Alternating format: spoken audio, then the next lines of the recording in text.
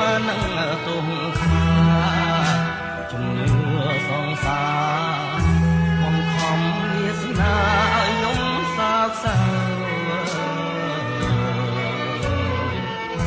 គេស្អែកបែកគ្នាគេលីមួយម៉ាត់ហើយរឿងខ្ញុំប្រត់មានខែឆ្នាំណាត់ដាំមិនញៀតហើយ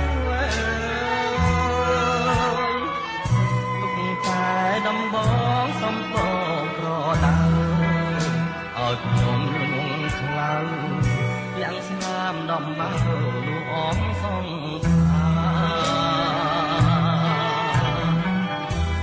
ចំរៀង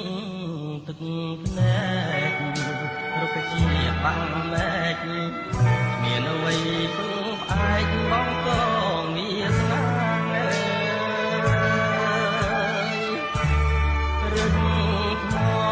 មួយដុំចាជួងចិនដាអបទៅបច្ឆាក្នុងនាមជាប្តីចិត្តអើយបួងហើយនៅឡើយស្រណោះចាំពីងពីរួមទិញទាំងឈ្មោះដាំងឲ្យកូនស្រីថាละครជីវិតរំរឿងភាក់ក្តីរំហើយប្រឡ័យតួឯកឲ្យផ្សាយក្នុងនាមស្មងក្រ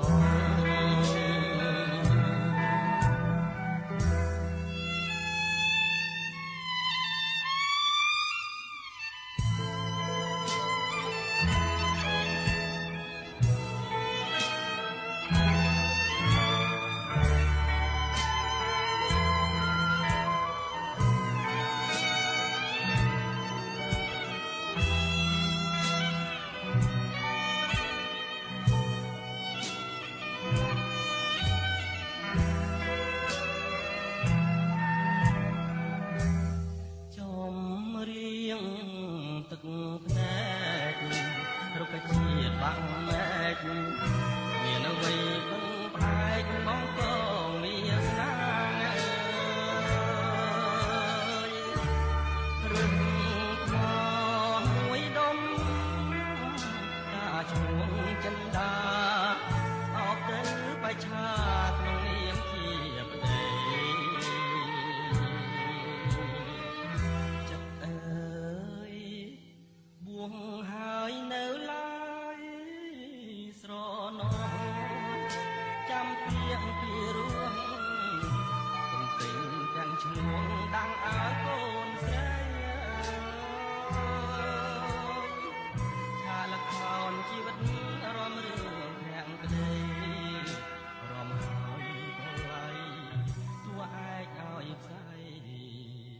ក្នុងនាមស្មងត្រង់